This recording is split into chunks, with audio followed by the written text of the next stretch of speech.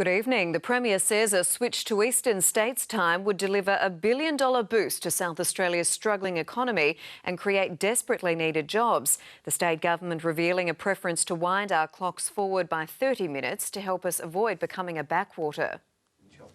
After almost 6 months of debate, time came today for the Premier to make his intentions clear. If we want strong connections with this nation and the rest of the world, I believe we need to move to Eastern Standard Time. Having announced a review in February and after canvassing public opinion, the government confirmed a move 30 minutes forward as the preferred time zone option, rather than the status quo or heading back towards WA time. By far and away, our biggest trading partners, our biggest destination for exports, our biggest source of investment are actually the eastern states. A report predicting a $2.5 billion boost to the economy by moving forward half an hour. Everything I'm doing here is about trying to create jobs for South Australians. What is it about being that 30-minute time curiosity that's doing anything for our economy? And the answer is nothing. Another study also pointing to a business boost, while suggesting the change would fix computer time zone glitches, make travel easier for tourists, allow live rather than delayed TV coverage, and give most South Australians more time in the sun.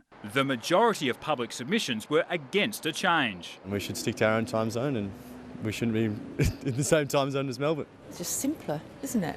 We've all got in the same country. I'd rather go to Central Standard Time. The opposition also not sold on the plan. We're looking at this as another diversion from Jay Weatherill and Martin Hamilton-Smith and the Labor Cabinet away from our appalling job statistics. I don't want to be a backwater. I want to be where the action is. I want South Australia to grow. I want jobs for our kids.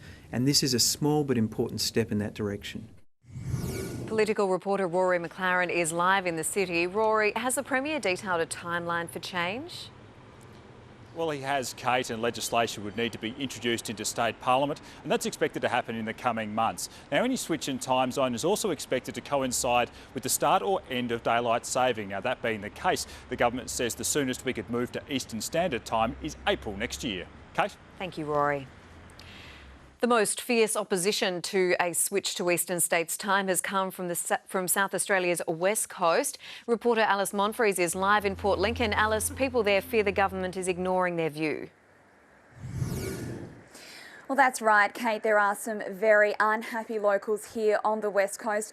They've been vocally very opposed to a time change ever since the idea was first mooted. They say it would be not only inconvenient, but even dangerous.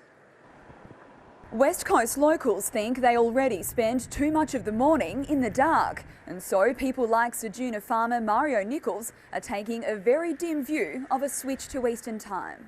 They obviously haven't listened to anyone out west. While he and other farmers will have to use machinery in poor light for longer, Mr Nichols worries most for school children on their morning journeys and more families taking to the highways before sunrise.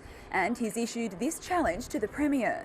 I would like to invite Jay Weatherill to come and live at my house for a week at around the shortest day of the year and let him do what I do.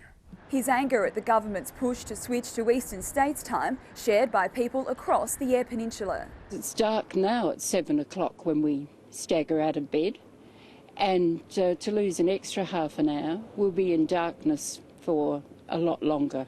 Well, I can't see it helping us. Definitely won't help us on the west coast, and yeah, I think it's a crazy idea. Community leaders like the Port Lincoln Mayor fear their strong opposition to aligning with the East has been ignored and reject talk of an informal West Coast time zone to reduce the impact. It's a them and us thing. We don't want to see it that way. We don't really want to contemplate us being on a different time zone. And locals here on the West Coast say they hope the government isn't yet set on the time change and is still open to discussion with the community here. Regardless of whether there is any additional consultation, they say they'll be making their opposition heard over the coming months. Kate? Thank you, Alice.